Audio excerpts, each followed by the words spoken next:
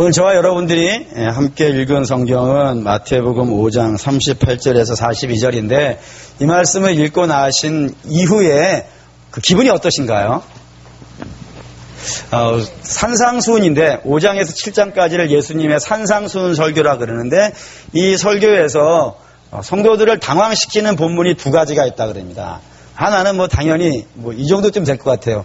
원수를 사랑하라 만만치 않죠. 이런 거 이러면 당황스럽다 그러신 분이 있어요.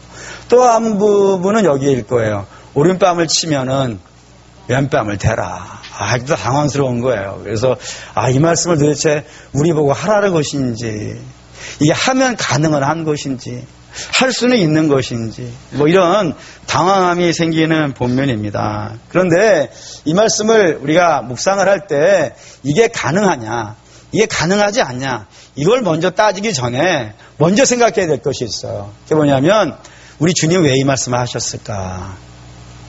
뭐 때문에 여기다가 이 말씀을 넣어서 설교를 하신 것일까? 이거를 먼저 따지고 나서 그 다음에 이게 하냐 안 하냐를 물어야지, 우리가 이게 지금 할 수 있냐 없냐 이걸 논하기에는 이게 좀 너무 많이 건너뛴 거라는 생각이 들어간다 이겁니다. 그래서 우리도 이거 할 수 있냐 할 수 없냐 이런 논쟁을 하기에 앞서서 이 말씀이 왜 하셨는가라는 것을 먼저 추적하는 것으로 이야기를 좀 진행해 볼까 합니다. 마태복음 5장에서부터 7장까지를 산상수훈이라고 말씀을 드렸어요. 그리고 이 산상수훈이 맨 처음에 뭐로 시작하는지를 여러분들이 기억하셔야 됩니다. 뭘로 시작하죠? 팔복으로 시작한다는 걸 반드시 기억하셔야 됩니다. 여기에서 복은 어떤 복일까요? 이 땅의 복일까요? 세상의 영광의 복일까요? 그렇지 않습니다. 하늘의 복이고요, 영생의 복이고요, 믿음의 복입니다. 이 복을 먼저 받아야 되는 거예요. 이 복을 받으면 어떤 일이 벌어질까요? 우리가 이 복을 받으면요, 우리의 존재가 바뀐다는 사실을 아십니까? 존재가 어떻게 바뀌죠? 우리 성경이 이렇게 진행되는 거 아시죠? 팔복 다음에 뭐가 나와요? 소금과 빛이 나오는 걸 여러분들이 보실 수 있어요. 다시 말하면 우리는 원래는 어떤 자였는데요? 어둠이었어요. 근데 어둠이었던 자가 영생의 복이 임한 거예요. 예수의 복이 임한 거예요. 그럼 어떻게 되는 거예요? 빛이 되는 거예요. 존재가 바뀐다니까요. 그리고 우리는 원래 어떤 사람이냐면 썩어가는 존재에 지나지 않았단 말입니다. 근데 그 썩어질 수밖에 없는 그런 존재에게 영생의 복, 예수의 복이 임하였어요. 그러면요, 썩어가는 것을 막을 수 있는 소금이 같은 존재 자체가 바뀌는 거예요. 그러면 그 존재 자체가 바뀌면 어디로 가야 되냐면 이제 이리 간다 이겁니다. 마태복음 5장 20절. 이게 산상수훈의 결론이에요. 이렇게요. 내가 너희에게 이르노니 너희가 서기관과 바리새인보다 더 낫지 못하면 결코 천국에 들어가지 못하리라. 너희가 어떻게 된다고요? 바리새인보다 나아진다 이거예요. 왜 낫죠? 바리새인은 여전히 어둠이고 바리새인은 여전히 썩어가는 존재인데 우리는 거기에서 예수 그리스도로 말미암아 존재 자체가 바뀌었지 않습니까? 그럼 당연히 바리새인보다는요 나아질 수 있다는 거예요. 그리고 그 이야기를 이렇게 펼쳐간다 이겁니다. 마태복음이. 그럼 이제 우리가 여기로 다음에 넘어가야 돼요. 뭐냐면 왜 우리 주님은 자꾸 바리새인들을 여기에 지목하면서 이야기를 하시는 걸까요? 그 이유가 있습니다. 그것은 바리새인들이 당시에 가지고 있었던 힘이요, 영향력이 너무 막강했기 때문이에요. 얼마나 막강했냐면은 유대인들이 가장 존경하는 사람이 누굴까요? 여러분들은 누굴 가장 존경하십니까? 1번 우화영세교회 담임 목사, 2번 박산 목사, 3번 박 목사. 뭡니까? 해당 없음입니까? 유대인들이 가장 존경하는 사람은 대제사장입니다. 당연히 그러겠죠. 단 한 명이고 종신직이고 죽을 때까지 하는 일이며 하나님 앞에 나갈 수 있는 유일한 자니까 당연히 대제사장을 가장 존경합니다. 그렇기 때문에 길을 지나가다가 이렇게 대제사장을 만났어요. 이렇게 오시는 분을 이렇게 만났어요. 그러면 백성들은 어떻게 하겠습니까? 바로 엎드려 절합니다. 존경하는 사람이니까, 가장 존경하는 사람이니까. 만나면은 바로 존경을 표하고 감사합니다라고 이렇게 표현을 하는 것이 당연히 이스라엘의 덕목이에요. 근데 바리새인은요, 바리새인 이렇게 만나는 게 아니라 바리새인 저렇게 지나가잖아요. 이렇게 옆으로 이렇게 대제사장을 만나는 것이고 바리새인 옆으로 지나가잖아요. 그러면 뛰어갑니다. 바리새인 있는 쪽으로 뛰어가서 절을 합니다. 얼마나 존경하면 그럴까요? 그들 얼마나 사랑하면 그럴까요? 달려가서 인사를 하는 거예요. 그리고 혹시 옆에 아이가 있으면, 자기 아들이 있으면 꼭 이야기를 하는 거예요. 야, 너도 커서 이분처럼 돼야 돼. 이분처럼 돼야 돼. 이렇게 얘기할 수 있는 것은 대제사장은 세습제예요. 아버지가 하고 아들이 하고 이렇게 정해져 있단 말입니다. 근데 바리새인, 랍비는 세습제가 아니에요. 심지어는 역사책에는 누구도 바리새인이 된 걸로 되어져 있냐면 노예도. 비록 신분이 노예이지만 그가 하나님 말씀을 잘 알아서 그 말씀을 갖고 시험을 봐서 합격을 하면은 그도 바리새인이 될 수 있고 랍비가 되어줄 수 있어요. 그 때문에 자기 아들에게 너도 커서, 비록 우리 가난하지만, 우리 못 배웠지만 너는 열심히 배워서 너도 바리새인 같이 이 세상에서 존경받는 사람이 되라. 이런 교육 차원에서라도 뛰어가가지고 그걸 인사를 시켰단 말입니다. 그 정도로 존경을 받았어요. 그러니 그런 바리새인들의 말 한마디 한마디는 이스라엘 백성들의 뭘로 들리겠어요? 금과 옥조죠. 금과 옥조. 거역할 수 없는 말씀. 반드시 지켜야 되는 말씀. 이렇게 된 거예요. 그런데 문제는 그들은 뭐였다고요? 여전히 어둠이고 여전히 썩어가는 자라니까요. 그러니 그들에게 주어진 말씀들이 전달되어질 때는 어떻게 나가겠어요?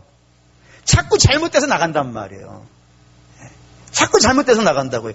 자꾸 잘못되어져서 나가니까 결국에는 어떤 일이 벌어졌냐면 소경을 인도하게 됐단 말이에요. 그리고 자기도 천국에 들어가지 아니하면서 천국에 들어가려는 사람도요, 못 들어가게 막는 일이 발생됐단 말입니다. 그래서 주께서는 바리새인이 틀렸다는 것을 이야기할 수밖에 없는 상황이 되었단 말이에요. 그래서 오늘 그 뒤에 나오는 이야기들이 쭉 그렇다 이겁니다. 바리새인들이 잘못 이해하고 있는 율법, 살인하지 말라, 이혼하지 말라, 맹세하지 말라, 그들이 이런 것들을 잘못 이해해가지고 너희들한테 제대로 이야기하지 못했기 때문에 너희가 믿음이 자라지 않고 있다는 거예요. 그래서 내가 이렇게 얘기해준다 라고 이렇게 가는 겁니다. 그 중에 하나가 오늘 복수법이에요. 복수법. 성경에 복수법이 있을까요? 없을까요? 복수법이 있습니다. 한번 볼까요? 레위기입니다. 레위기 24장 20절. 레위기 24장 20절 있습니다. 상처에는 상처로, 눈에는 눈으로, 이에는 이로 갚을지라. 남에게 상해를 입힌 그대로 그에게 그렇게 할 것이며. 이게 복수법입니다. 정확한 명칭은 동형복수법. 복수를 하는데 어떻게 복수를 하고요? 똑같은 크기로, 똑같은 모습으로 복수를 해라라는 거예요. 근데 이거를 랍비들이 어떻게 가르쳤냐? 이렇게 가르쳤단 말입니다. 너희 억울한 일을 만났냐?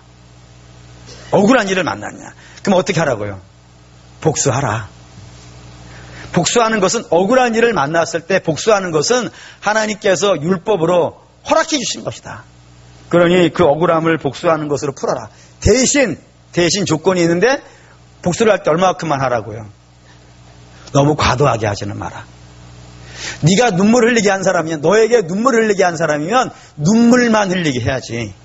그를 지나여서 피눈물까지 흘리게 하는 것은 하나님의 맞지 않는 것이다. 그러니 같은 모습으로, 그래서 눈에는 눈, 이에는 이, 이렇게 나오는 거라 이겁니다. 그만큼만 복수하는 것은 하나님이 허락하신 것이다 라고 이렇게 가르쳐줬다 이거예요.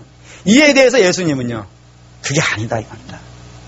주께서 말씀하실 때는 그런 게 아니라는 거예요. 보시죠. 38절 39절 있습니다. 또 눈은 눈으로, 이는 이로 갚으라 하였다는 것을 너희가 들었으나 나는 너희에게 이르노니 악한 자를 대적하지 말라. 누구든지 내 오른편 뺨을 치거든 왼편도 돌려내며. 너희에게 말한 사람이 있다 이거예요. 너희는 이렇게 들었다. 누가 그렇게 얘기했겠어요? 바리새인들이 그렇게 얘기했어요. 근데 주께서는 그거 아니다. 내가 너에게 제대로 얘기해 주겠다 라고 하시면서 뭐라 그러시냐면 복수하지 마라 라고 하신다 이거예요. 복수하지 마라. 아니, 복수법이라고 하는 법을 주시고 나서 복수하지 말라 그런다는 것은 서로 좀 맞지 않는 것 아닙니까? 라고 이렇게 이해하실 수 있겠지만, 법에는 법을 전하는 방식이 두 가지 방식이 있다고 되어 있어요. 하나는 적극적이고 긍정적인 방법으로 법을 정하는 법이 있고, 또 하나는 소극적이고 부정적인 방법으로 법을 시행하는 방법이 있다 이거예요. 어느 쪽이 더 영향력이 있을 것 같습니까? 이게 어렵죠? 쉽게 얘기합시다. 이렇게 해라 라고 하는데, 해라체로 명령을 했을 경우와 하지 마라 라고 하는 것으로 이야기했을 때 받는 사람이 어디에 더 이미지가 팍 박히겠어요? 하지 말라 쪽입니다. 하면 죽는다. 이쪽으로 얘기해야 된다 이거예요. 그거를 최근에 논쟁 속에서 우리가 좀 듣고 있는 것이 있어요. 뭐냐면은 요즘 사회적으로 사형제를 강화시키자. 사형을 시행하자. 오랫동안 안 했으니까.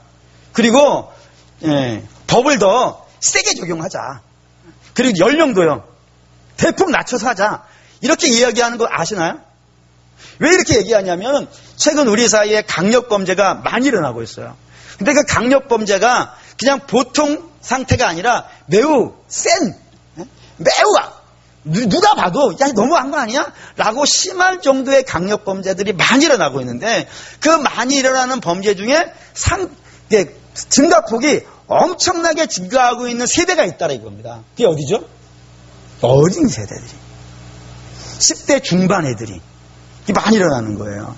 그래서 이 법을 좀 더 강화하자라고 말하시는 분들은 이제 그런 의견을 가지고 있는 거예요. 뭐라 그러냐면 이게 법이 너무 시원찮아서 그렇다는 거예요. 그리고 이 법, 예를 들어 15세 이상만 법에 저촉이 되고 15세 밑에는 법에 저촉이 안 되는 거예요. 촉법소년이라 그러는데 그렇게 어린이들로 갈수록 나는 어떠한 죄를 져도 법의 심판을 받지 않는다. 그걸 알고 있기 때문에 아예 고의로 그런다는 거예요. 그러니 법을 대폭 낮추고 그리고 그걸 시행을 하자. 그러면은 그 법이 무서워서라도 그걸 지키지 않겠냐는 거예요. 그 말이 맞다 틀리다 얘기하려는 게 아닙니다. 법을 그렇게 정하는 방식이 있더라는 거예요. 근데 그런 방식이 사람들에게 먹히는 경우들이 있더라는 겁니다. 특별히 법에 대한 개념이 약한 사람일수록 그런 방식으로 이야기하는 것이 훨씬 더 잘 이해가 되는 거예요. 그래서 우리도 이런 걸 가르쳤어요. 애들한테. 우리 집에 애들을 키울 때 이런 거 하잖아요. 좀 못된 짓을 해요, 애기가. 그러면 꼭 이런 말을 엄마들, 아빠들 다 썼어요. 혹시 안 쓴 분이 있으면 이따가 저한테 와서 얘기해 주시면 돼요. 뭐라 그랬냐면은 너 계속 그러면은 경찰관이 잡아간다 그런 거예요. 경찰관이 그거 잡아가려고 있겠습니까? 근데 그렇게 얘기를 한다니까요. 안 해봤어요? 혹시 저만 해봤습니까? 다 해봤단 말이에요. 다 그러면서 그렇게 강하게 얘기하면서 너 경찰관 잡아간다는 것을 목적으로 삼은 것이 아니라 뭐 하려고요? 그거 하지 마라. 그거 하지 마라. 그걸 강조하기 위해서 부정적인 방식으로 법을 설명하는 방식이 있더라 이겁니다. 근데 율법은 되게 그래요. 율법은 되게 그래요. 그래서 예를 들자면 사람을 죽이지 말라. 사람을 죽이면 어떻게 된다고요? 죽는다고 돼 있는 거예요. 그러면 너도 죽는다는 걸 강조하기 위한 거예요? 아니면 사람 죽이지 말라는 걸 얘기하려는 거예요? 사람 죽이지 말라는 거예요. 그걸 얘기하기 위해서 너도 죽는다는 걸 꺼내는 거예요. 그러면 눈에는 눈, 이에는 이도 마찬가지겠죠. 이렇게 되는 거예요. 너 다른 사람의 눈 상하게 하지 마. 그러면 네가 그러면 다른 사람은요. 너의 눈을 상하게 할 수 있어. 그러니 다른 사람의 눈도 상하게 하지 마. 이렇게 간단 말이에요. 너 다른 사람에게 상처 주지 마. 그러면 네가 계속 다른 사람 상처를 주면 그 사람도 너에게 상처를 주게 된단 말이야. 그러니 너 상처 주지 마. 예. 이런 식의 의도를 갖고 남을 괴롭히지 마. 그러면 남이 너를 괴롭히게 되니까 그러지 않기 위해서라도 넌 남을 괴롭히지 마. 라고 이렇게 그런 부분을 강조하기 위해서 율법이라는 것이 주어져 있다 이겁니다. 복수하라고 준 것이 아니고요. 복수를 마음대로 하나님이 주시는 율법에 따라서 복수해도 된다는 개념이 아니고 하지 말라는 걸 위해서 복수법이라는 것을 주셨다고 우리 주님이 말씀하시는 거라 이겁니다. 그러면 이제 우리가 질문이 생겨요. 어떤 질문이 생기냐면 하나님은 복수하지 말라는 의도로서 복수법이라는 걸 주셨는데 왜 사람은 그거를 하나님의 뜻으로 이해하지 않고 복수해도 된다고 하는 쪽으로 끌고 왔을까요? 그 이유가 있다 이겁니다. 그게 이유가 있다고요. 오늘 주께서 하시는 말씀 속에서 그 힌트를 찾을 수 있습니다. 주께서 이렇게 말씀하셨어요. 왼뺨을 누가 치거든, 아니 오른뺨을 누가 치거든, 또는 누가 너를 아무 이유 없이 고소해가지고 겉옷을 뺏어 가두려 하거든, 다른 사람이 강제적인 힘으로 너를 오리로 끌고 가자 하거든, 이런 식으로 써있단 말입니다. 여러분들이 이런 상황을 만나면 어떤 마음이 들까요? 어떤 마음이 들까요? 다 똑같은 마음 듭니다. 여러분이나 저나 다 똑같은 마음 듭니다. 어떤 마음이냐면 억울합니다. 분합니다. 원통스럽습니다. 화가 납니다. 분합니다. 어떻게 하게 하시는 게 제일 좋을까요? 사람은 복수하는 것으로 해결하는 방법을 택하기 때문입니다. 그게 제일 쉽고 제일 간단하고 생각하고 그것이 가장 좋은 방법이라고. 내 속을 가장 시원하게 해줄 수 있는 방법이라고 생각을 해서 그 방식을 택하더라 이겁니다. 그게 바리새인이 택하는 방식이라 이거예요. 자기의 잘못된 생각으로, 하나님이 원하시지 않는 방식으로 자기 편익과 자기 이익과 자기의 만족을 따라서 자기 원하는 대로 선택하더라는 겁니다. 그게 복수의 방법이라 이거예요. 이게 성경에 꽤 많이 나옵니다.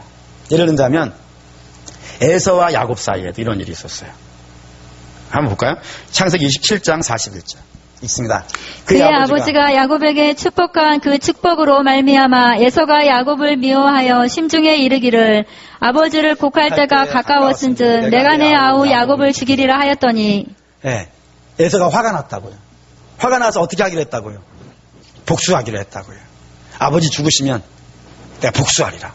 죽는 것으로 복수하리라. 이렇게 얘기했단 말이에요. 왜 이런 일이 벌어졌을까요? 네, 그 앞에 사건이 하나가 있죠. 그게 뭐냐면 장자권은 원래 누구 거였는데요? 에서 거였어요. 근데 그걸 누가 뺏어간 거예요? 야곱이 뺏어간 거예요. 속여서 뺏어간 거예요. 그러니 얼마나 화가 나겠어요? 얼마나 분하겠어요? 내가 받을 복인데. 그리고 아버지한테 가가지고 아버지 야곱에게만 빌어줄 복이 있는 건 아니지 않습니까? 제게도 빌어줄 복을 빌어주시오 했더니 아버지가 뭐 시원찮게 얘기를 해버린 거예요. 그러니 에서가 화가 난 거예요. 그래서 나로 하여금 내가 받을 복을 빼앗아간 자라 해가지고 원통하고 분해가지고 그래 내가 죽여버리겠다 라는 것으로 그의 답을 찾아내더라는 겁니다. 그게 에서라는 거예요. 그런데 주께서는 말씀하시는 거예요. 야 복수하지 말라라고 하시면서 하시는 말씀이 뭐냐면 너 억울하지 않다 이거예요. 이게 센 겁니다. 너 억울하지 않아. 너 뺏겼냐?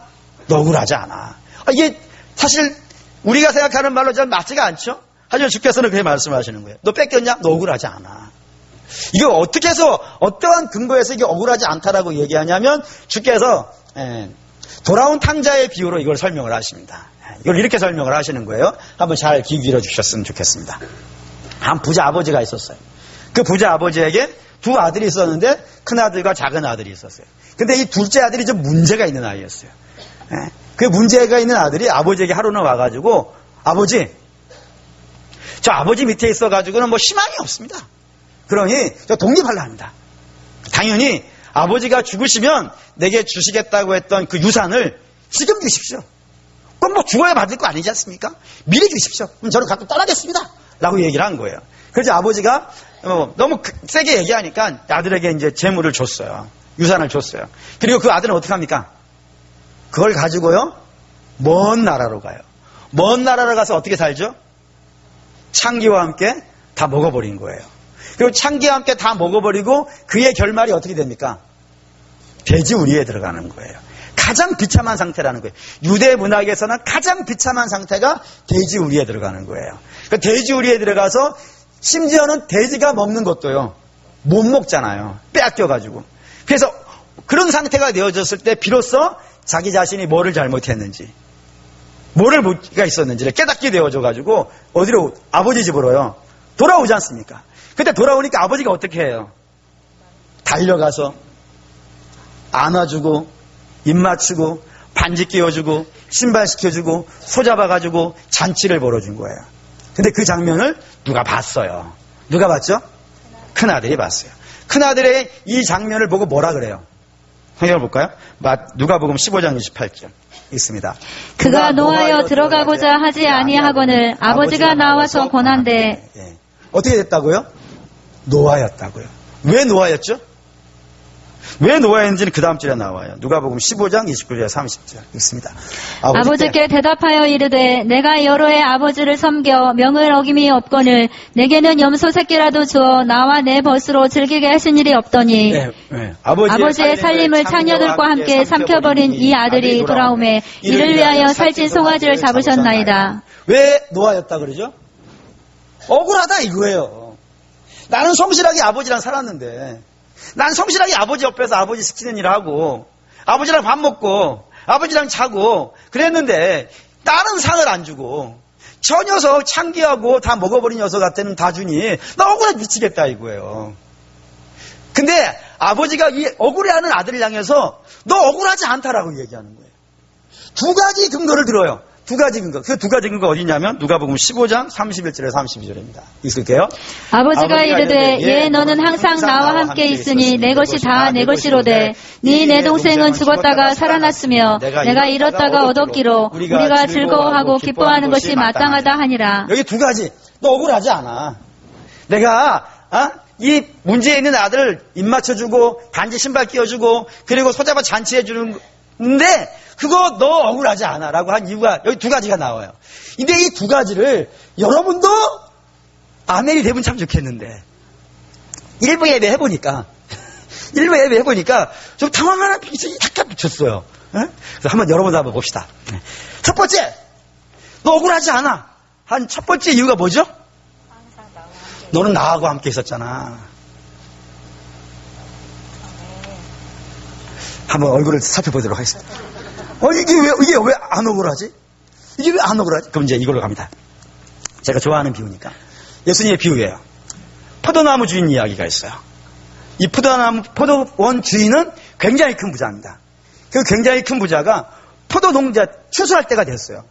근데 오늘 하루는 이제 아침에 일찍 나가가지고 시장에 갔더니 사람들이 모여 있는 거예요. 모여가지고 거기서 누가 나 일 시켜줄 사람 없으니까 찾고 있었단 말이에요. 그래서 그 주인이 너들 가서 우리 집 가서 일하자. 그러면 내가 너에게 정당한 임금을 주리라. 하루 임금을 주리라. 해가지고 데리고 갔어요. 일을 시켰어요. 그래서 점심때쯤 나와가지고 다시 시장에 갔더니 거기에 놀고 있는 박사님이 있는 거예요. 있는 거예요. 그래서 물었어요.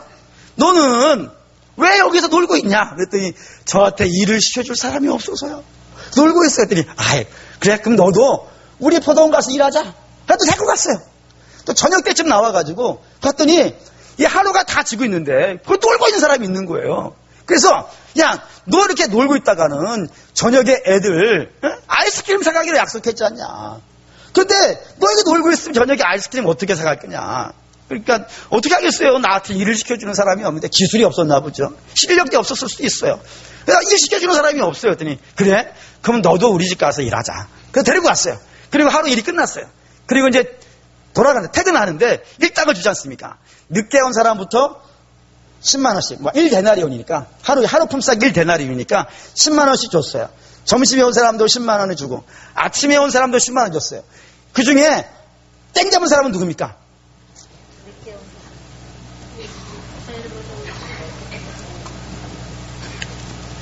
누가 땡 잡은 거예요? 언제쯤이면 여러분들이 일괄된 답을 하실지. 누가 땡 잡은 거예요? 늦게 온 사람이에요? 여러분, 늦게 온 사람이라고 생각한다면은, 여러분, 억울한 겁니다, 이게. 근데, 그게 억울한 겁니다. 성경은 그쪽엔 관심이 없어요. 이 사람을 한 데나리온을 줬느냐, 얼마나 줬냐, 전혀 관심이 없어요. 성경이 관심 있는 건 뭐냐면 이 사람이 아침에 온 사람이냐는 거예요. 동의되십니까? 왜 아침에 온 사람이 복받은 사람이에요? 그렇죠? 아침부터 주인하고 함께 살았잖아요. 아침부터 주인하고 함께 그 부잣집 주인하고 같이 밥 먹고 같이 이야기하고 같이 교제하고 같이 땀 흘리고 같이 인생을 논하고 그러지 않습니까? 이게 엄청난 복이라는 거예요. 예, 그렇습니다. 네.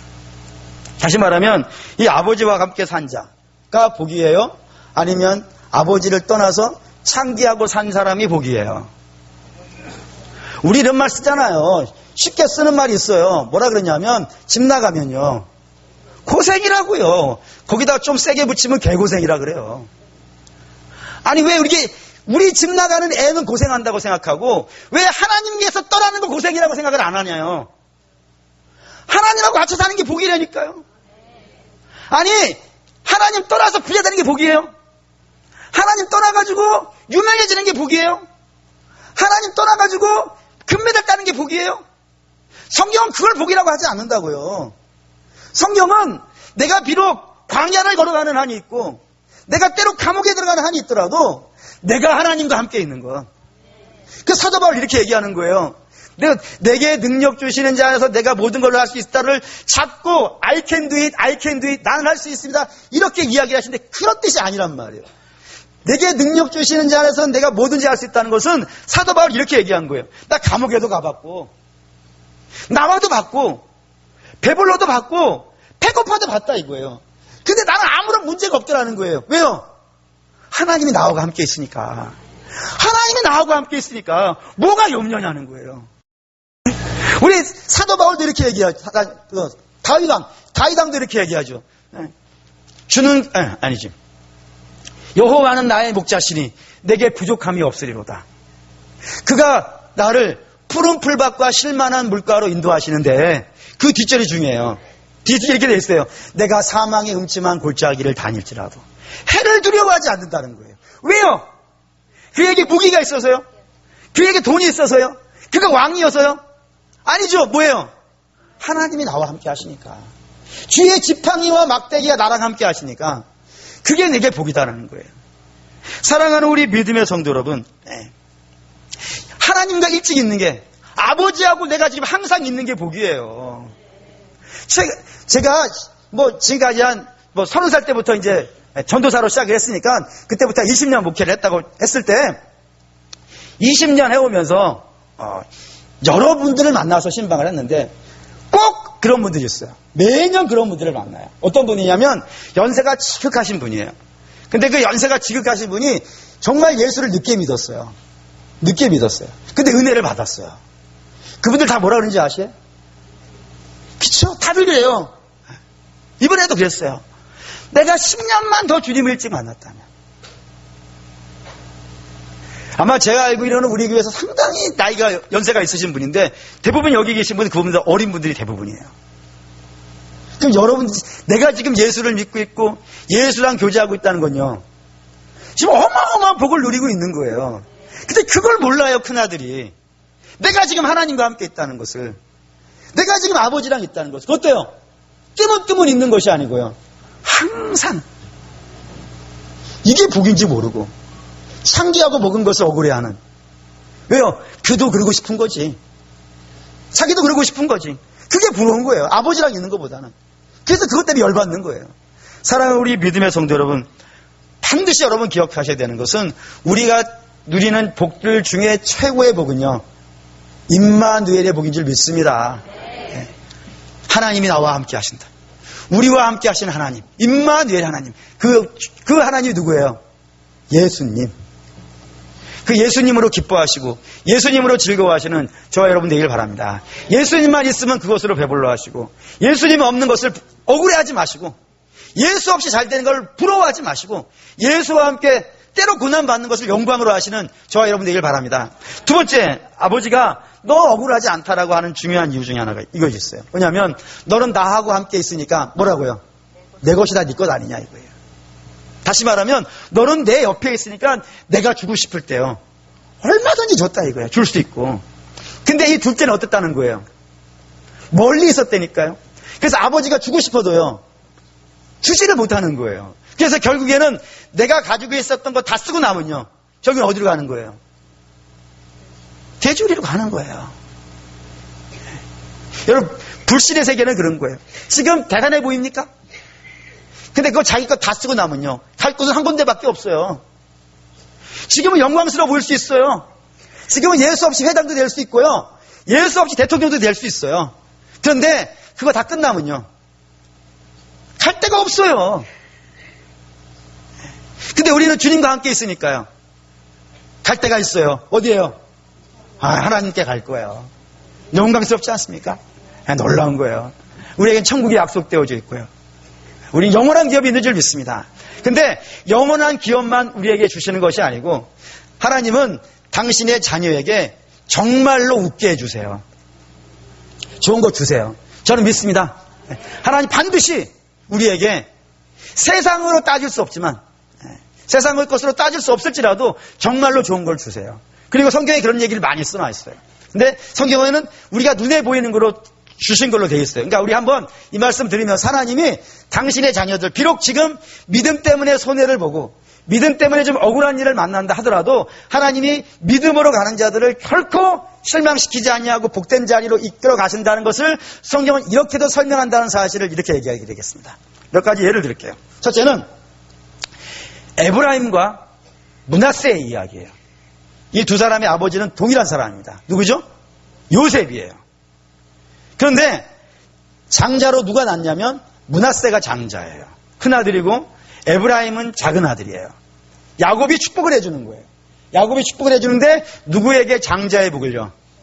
에브라임에게. 작은 아들에게 장자의 복을 줬고 큰 아들에게는 차자의 복을 줬어요. 마치 에서와 야곱처럼 돼버린 거예요. 그러면 에서는 자기의 장자의 복을 뺏겨가지고 어떻게 했다고요? 분내서 억울해가지고 복수한다 그랬죠. 근데 므낫세는요 복수하지 않아요. 그를 받아들여요. 그 결과를 성경은 이렇게 씁니다. 에브라임은 정말 장자가 돼요. 얼마나 장자가 되어지냐면 그 에브라임 지파에서 여호수아가 나와요. 가나안 정복한 장군이에요. 그리고 시대가 지나서 그 에브라임 가문에서 북이스라엘 왕국이 열려요. 왕족이 되는 거예요. 장자가 됐어요.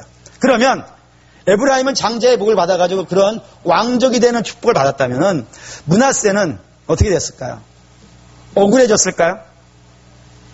여러분 에서의 실수는 뭔지 아세요? 하나님이 요셉에게 복을 주시면 내 복은 없다라고 생각하는 거예요. 하나님은 이런 거예요. 여러분들이 태평양 바다에 가셔서 바가지로 여러분들이 필요한 만큼만 물을 필요한 만큼 원하는 만큼 바가지로 수도 없이 떴어요. 그러면 태평양 물이 줄어들까요? 줄어들지 않아요.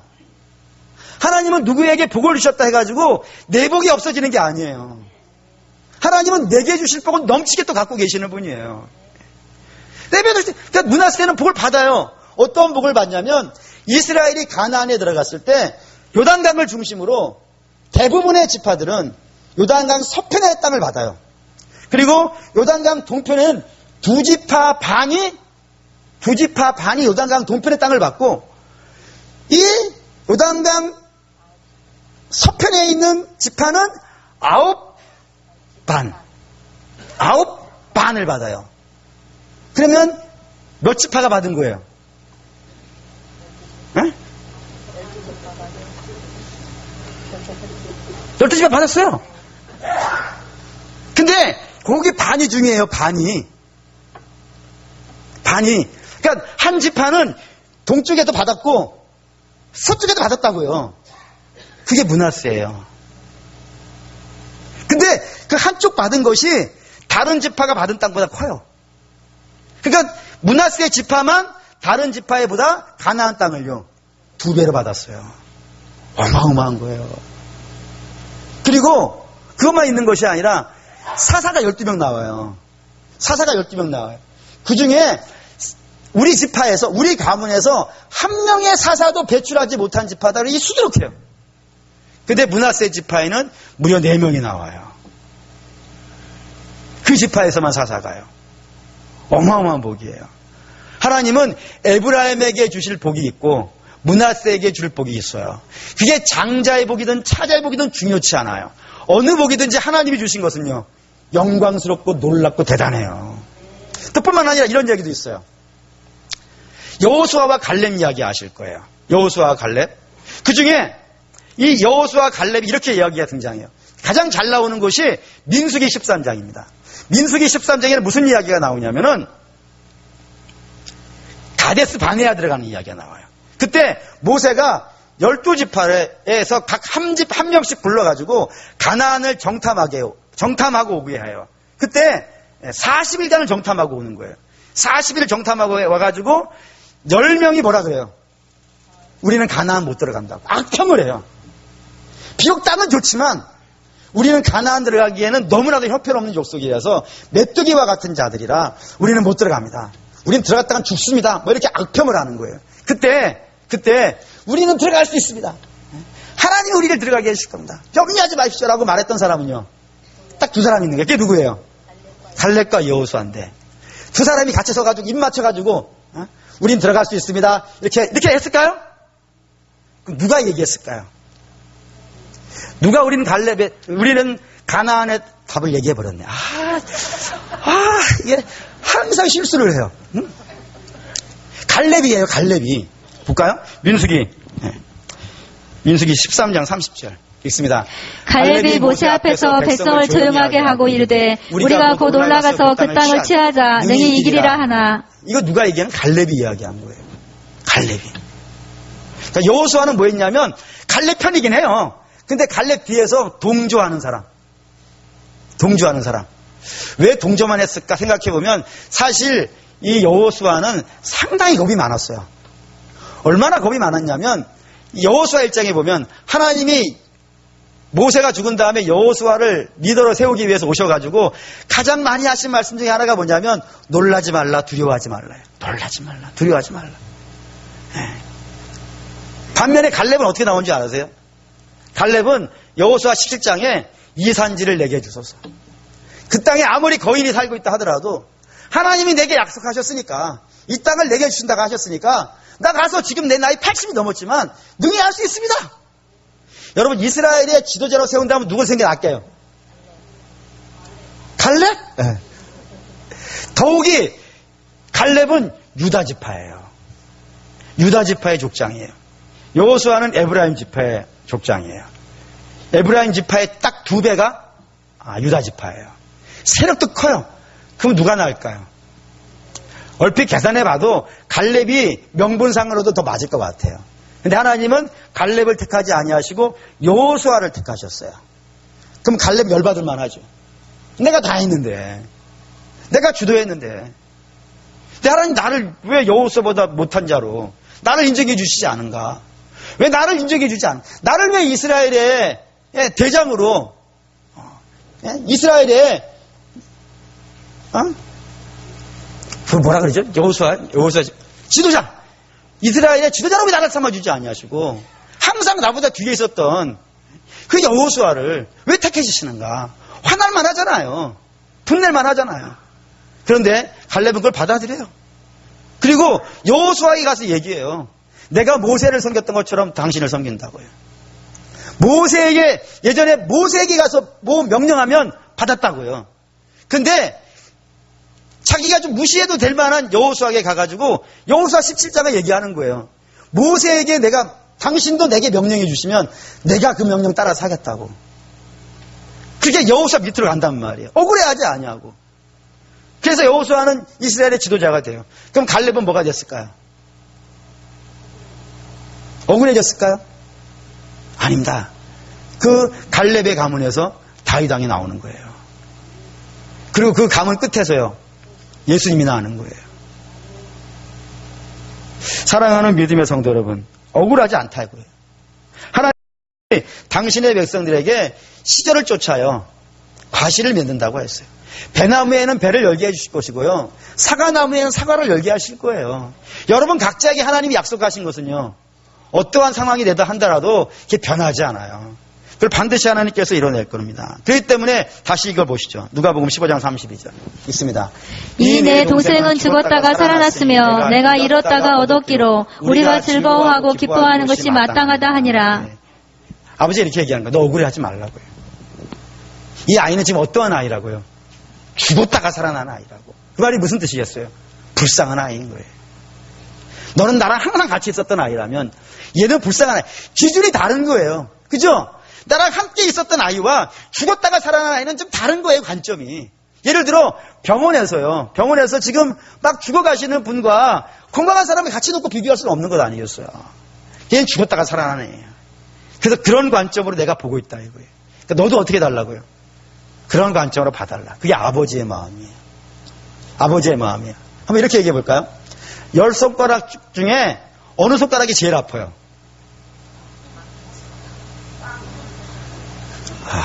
오늘 답을 다 못 하시는 질문만 하는데.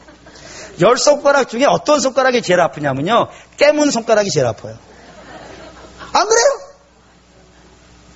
무슨 뜻인지 아시겠어요? 우리 자식 중에 누가 제일 아픈 자식이에요? 못난 자식이에요. 잘난 자식은 안 귀해요? 잘난 자식도 귀해요. 근데 못난 자식 보면 마음이 가잖아요. 그 마음이 아비의 마음이라고요. 지금 마다들에게 그걸 요구하는 거예요. 이 마다들이 바리새인들인데 왜 너희는 나랑 함께 있었다 그러면서 왜 이 마음이 없냐 이거예요. 그렇게 해줘야 되지 않냐. 그를 받아줘야 되지 않겠냐. 그 아비의 마음을 좀 봐줘야 되지 않겠냐라는 겁니다. 그러면 그 아비의 마음, 불쌍히 여기는 마음을 갖고 오늘 주님의 이 비유의 마지막 이야기를 진행해 봅시다. 오른뺨을 맞으면 어떻게 하라고요? 왼뺨을 대라고요. 그러면 왼뺨을 대라는 말은 누가 오른뺨을 때리면 가서 왼뺨도 때려주세요라고 이걸 드림이라는 거예요? 이거 아니라는 거 아시죠? 우리 주님이 이런 일을 만난 적이 있어요. 가야바의 법정에서 어떤 사람이 예수님의 뺨을 쳤어요. 그때 예수님이 이쪽 뺨 쳤냐? 그럼 이쪽 뺨도 쳐라. 이렇게 하지 않아요. 사도 바울도 그런 일이 있었어요. 사람들이 많이 때렸어요. 그래서 사도 바울이 뭐라 그러냐면 때리지 말라 그래요. 때리지 말라 그래요. 맞으라는 얘기가 아니에요. 맞으라는 이야기가 아니라 무슨 얘기냐면요. 그걸 불쌍히 여기라는 거예요. 왜 불쌍히 여겨야 돼요? 다른 사람을 공연히 때리는 것은 선한 마음에서 나오는 게 아니에요. 하나님에게서 나오는 마음이 아니에요. 하나님에게서 나오는 마음이냐면 남을 괜히 고소해가지고 그 겉옷을 뺏으려고 하지 않아요. 그는 지금 누구랑 같이 있는 거예요? 악이랑 같이 있는 거예요. 악이랑 같이 있으면 그 결과는 뻔한 것 아니겠어요? 그리고 그 악에 대해서 내가 악으로 반응을 하면요. 여러분 나도 누구에게 지배받고 있는 거예요 그러면요. 그렇죠? 우리 같이 망하는 거예요. 같이 망하는 거예요. 그래서 우리 여기서 벗어나야 되는 거예요. 서로 악으로 대하는 것, 서로를 미움으로 대하는 것, 서로를 저주로 대하는 것, 여기서 벗어나야 되는 거예요. 그러려면요 불쌍히 여겨야 돼요. 그게 저를 지키는 방식이고 나를 지키는 거예요. 아버지의 마음으로 저가 빨리 저 악에서부터 돌아오기를. 그래서 내가 해줄 수 있는 거 있어요. 기도해 주고요, 위로해 주고요, 내가 줄 수 있는 것 있어요. 성경에 이런 표현이 있어요. 우리 주님이 하신 말씀 중에 두 집안이 원수 집안이 있어요. 원수 집안이. 근데 이 한 집에 로미오와 줄리엣 집이라고 합시다. 로미오와 줄리엣 원수 집안이잖아요. 그 줄리엣의 집에 손님이 왔어. 손님이 와가지고 음식을 대접해야 되는데 아궁이에 불이 꺼진 거예요. 불을 피워야 되는데 뭐 지금이야 라이터 갖다 그으면 되잖아요. 근데 옛날에는 부싯돌 붙이고 막 난리를 쳐야 되지 않겠습니까? 그러니까 손님 오셨는데 붙일 수가 없으니까 어떻게 해야 되는 거예요? 불을 구해와야 돼요. 그 불을 구하러 온 사람에게 주께서 어떻게 하라 그런 거예요? 그 이마에다가요 숯불을 쌓아주라고. 근데 간혹 어떤 분들이 이걸 이렇게 설명하더라고요. 그 숯불을 올려놓으면 머리가 어떻게 되는다고요? 그 저주라고 표현하시는 분들이 있어요. 근데 그런 의미가 아니에요. 그 사람 뭐하러 온 거예요? 숯불을 얻으러 온 거예요. 원수인데, 원수의 집에, 로미오의 집에. 그러면 어떻게 하라고요? 숯불을 줘서 손님 접대하게 해주라고. 그렇게 하라고. 그게 우리에게 주어진 일이에요. 하나님 빗댄 자들, 소금으로 변화되어져 있는 자들, 그런 자들은 다른 사람이 억울함을 당하고 있을 때, 속상함을 당하고 있을 때, 궁핍함과 괴로움을 당해가지고 거기서 막 그 죄 속에서 그 악 속에서 막 악을 토해내고 있을 때 그를 위로해주고 그를 위해 기도해주고 그런 모습으로 있어야 된다 이겁니다. 사랑하는 믿음의 성도 여러분, 스크루지 영감 이야기 아실까 모르겠습니다. 스크루지 영감이 변화되는 사건들이 쭉 있는데 그 중에 현재의 영이 와가지고 스크루지 영감을 돌아다니면서 어느 집을 가게 하냐면 사무장, 자기 회사의 사무장의 집과 조카 딸 집에 가게 해요. 그때 사무장이 같이 성탄절 행사를 하면서, 이브 행사를 하면서 기도를 하는 거예요. 뭐라고 기도하냐면, 하나님, 스크루지 영감님도, 사장님도 이 성탄의 기쁨을 누릴 수 있게 저를 불쌍히 여겨주십시오. 저가 지금 얼마나 표독한지 그 표독한 마음이 가득 쌓여 있으니까 무슨 기쁨이 다 없었다고요. 성탄의 기쁨이 없어진 거예요. 불쌍히 여겨주세요. 라고 그러는 거예요. 또 현재의 영이 조카 딸의 집에 데려가요. 그러니까 조카 딸이 조카 사이하고 막 얘기를 하는데 조카 사이가 당신 아저씨 너무 심해 막 이렇게 얘기하니까 조카 딸이 그렇게 얘기하는 거예요. 뭐라고 얘기하냐면은 나는 우리 삼촌 미워하지 않아. 불쌍한 사람이야. 여러분, 신자는 어느 자리에 있어야 되는지 아시겠죠? 악을 악으로 반응하는 것이 아니고요. 그 악을 지은 자를, 악을 행하는 자를 불쌍히 여기고, 저도 속히 주 아래 돌아와서 내가 누리는 예수의 기쁨을 같이 누리기를 원하고, 나도 그 기쁨이 충만해지기를 원하여서, 그때 불쌍히 여긴다는 건요, 경멸의 눈빛이 아니에요. 이런 찌찌찌가 아니고, 하나님 저가 속히 주님께 돌아올 수 있게 주님 도와주십시오. 기도하고 내가 내밀 수 있는 손이 있다면요, 내미는 거예요. 그 손을 잡아주고 안 잡아주는 건 내가 결정할 수 있는 문제 아니에요. 저가 하겠죠. 근데 우리가 할 수 있는 것은요, 주께서 우리에게 손을 내밀어 주셨듯이 저를 향해서 손을 내밀어 주시고, 그런 모습으로 이 땅에 있는 것이 성도가 가져야 될 모습이고, 그런 모습이 있을 때 우리가 서로 복되고 아름답기 때문에 주께서 오늘 말씀하십니다. 복수하지 말라고, 억울해하지 말라고, 내가 너와 함께 있고 내 것은 내가 준다고, 그 마음 갖고 하루하루 살아가실 수 있는 저와 여러분 되시기를 주의 이름으로 축원합니다. 아멘.